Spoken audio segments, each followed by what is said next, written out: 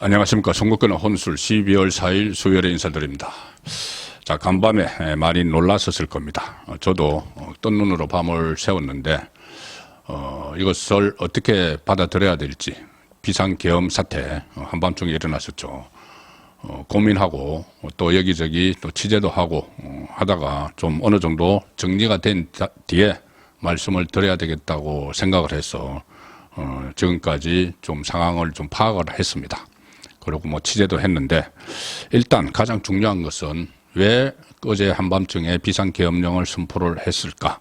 그리고 또 하나는 앞으로 이제 어떻게 되는 것일까? 그 두 가지겠죠.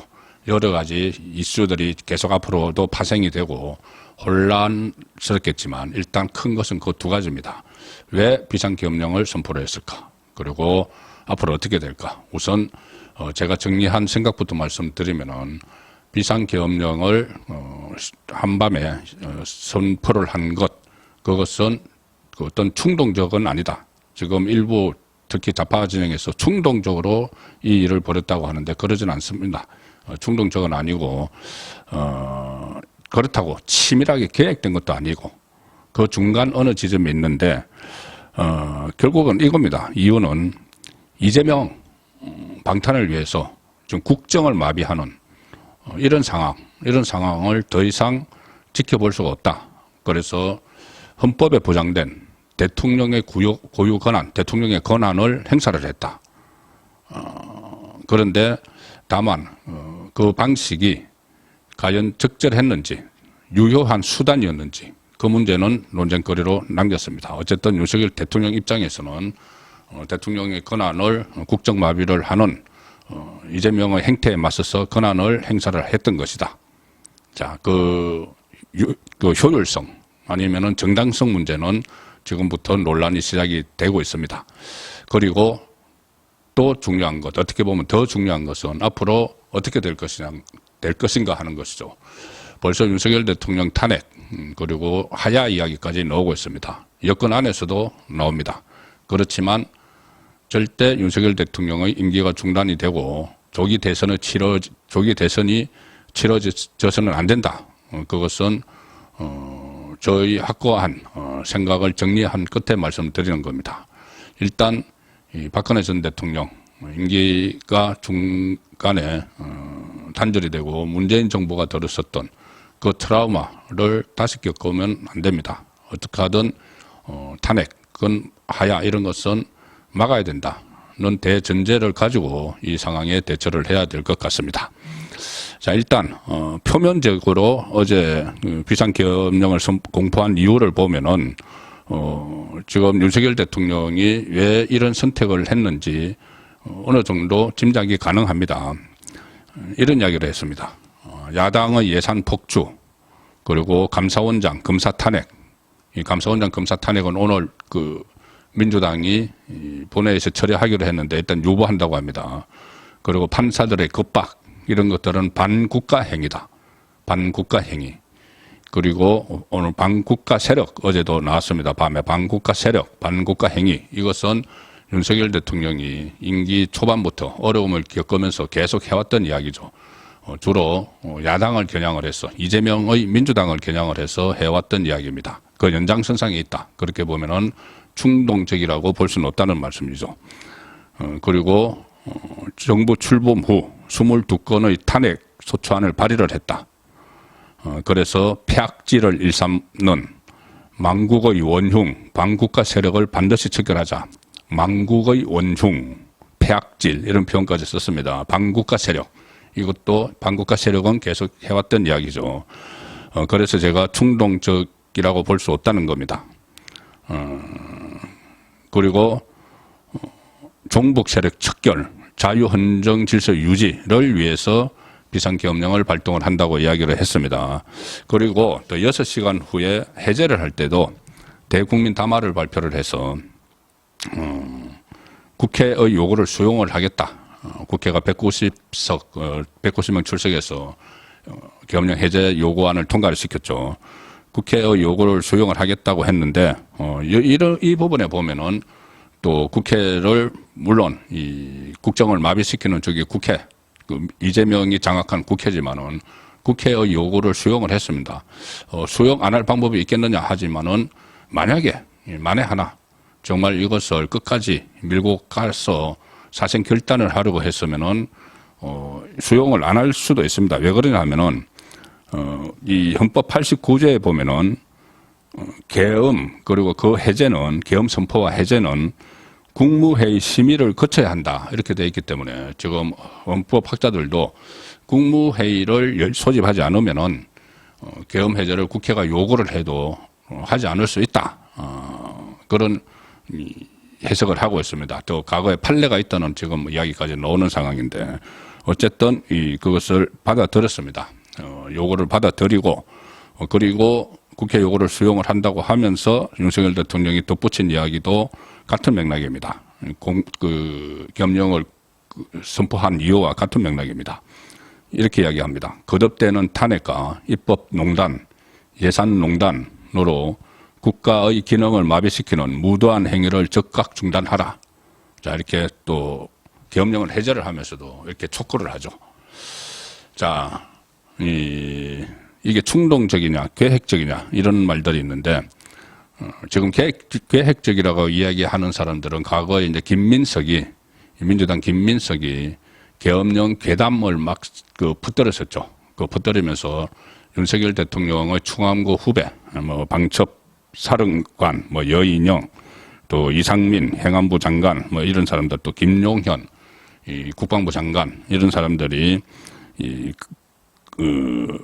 모의를 하고 있었다. 이런 말을 했기 때문에 또 김민석이 미리 예상을 했다. 그래서 이건 계획적이었다. 이렇게 하지만은 그렇다고 충동적은 아니지만은 계획적인 것도 아닙니다. 이것을 그러니까는 이 비상계엄을 선포를 하겠다고 하고 차곡차곡 준비했던 것은 아니라는 말씀이죠.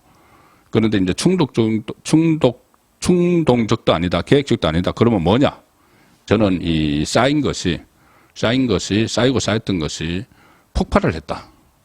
그러니까 충동적과 계획적 그 중간 지점 정도라고 생각을 합니다. 쌓인 것이 폭발을 했다. 2년 대통령 임기 시작하고 나서 2년 반 이상 동안 지금 이재명의 방탄 그 기조 때문에 제대로 일을 못했죠. 국정 운영을 제대로 하지 못했습니다. 사사건건 발목 잡고 임기 초반부터 무슨 탄핵 이야기를 하고 이재명은 이 국회를 볼모로 잡아서 국민의힘이 그러니까 여당에서 추진하는 법안들은 전부 다 통과 안 시켜주고 그리고 모든 거 탄핵 법안, 특검 법안 이런 것만 남발을 하고 전혀 국정 운영에 도움을 주기는 협조를 하기는커녕 완전히 발목 잡고 하는 그 행태를 2년 반 동안 겪었죠. 거기 쌓인 것이 폭발을 한 겁니다. 이재명이 특히 최근에 1심 무죄가 나고 난 뒤에 유정교사 하나 무죄가 나고 난 뒤에 작정하고 국정을 마비하기 위해서 이 탄핵을 검사들 탄핵하고 체제 감사원장까지 오늘 탄핵을 하기로 하고 그런 상황에서 또 김건희 여사 특검법을 원래 표결하기로 한 날짜를 미뤄서 이제 친한 친윤 갈등의 그 틈새에서 이것을 표결하기 위해서 12월 10일로 오는 10일로 연기를 시켜놨죠. 그 상황에서 친한계에서는 이것을 통과시킬 수도 있다. 또 이런 위협을 하고 이런 모든 상황을 감안을 해서 어떻게 보면은 국면을 한꺼번에 한번 전환을 해보자 이런 생각을 하다가 마지막으로 김용현 국방부 장관이 건의를 했다고는 하는데 어쨌든 결정은 윤석열 대통령이 한 것이죠. 그래서 대통령이 행사할 수 있는 헌법상 보장된 그 권한을 행사를 한 것인데 전체적으로 보면은 이게 명분은 있다. 그러니까 뭔가 시도를 해야 되는 국가 최고 지도자로서 권한을 가지고 시도를 해야 되는 그런 때까지는 찼다. 이유는 다 찾다. 그런데 그 행사하는 이 수단이 과연 적절했는지, 잘 됐는지, 자, 그 부분 또 효과가 있었는지, 오히려 더 큰 역풍을 맞게 된 건 아닌지, 그런 부분은 지금 논란의 여지로 남겼다. 그렇게 볼 수가 있습니다. 앞으로 어떻게 될 것인가? 조금 전에 용산 참모들이 정진석 비서실장을 비롯해서 일괄 사의를 표명을 했습니다. 이것을 또 수용을 할지 반려를 할지는 또 지켜봐야 되는 거고, 여당은 여당대로, 국민의힘은 긴급의원총회 최고위원회의를 지금 계속 열고 있는데 지금 한 세 가지를 요구를 하자. 하나는 국무위원 전원 사퇴, 그리고 거수가 포함된 거지만은 김용현 국방부 장관 사퇴, 또 윤석열 대통령에게 탈당을 요구하자는 이야기가 나와서 지금 논란이 벌어지고 있습니다. 탈당? 이게 과연 윤석열 대통령을 탈당을 해서 고립화시키자, 이 이야기인데 이것이 이 시점에 벌써 나와야 되는 이야기인지 그 부분은 의문입니다.